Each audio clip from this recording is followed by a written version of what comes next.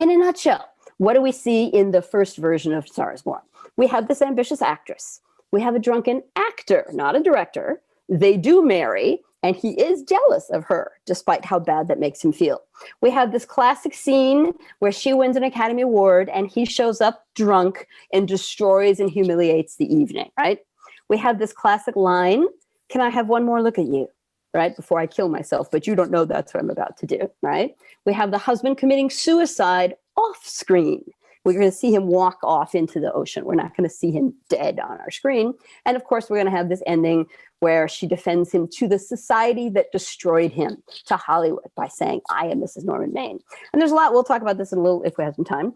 There's some argument. My undergrad students nowadays will say they hate that line.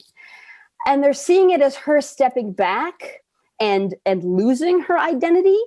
And I don't think that's how it was intended. I think if we think again about the time period, this was her asserting this man meant something and you people ruined him and I will not forget him, right? So it's an interesting line to see. Everything changes as we move through society and we bring our own baggage to what we watch. So we have to think about that. It was intended to be a monument to him and not a detriment to her at this point.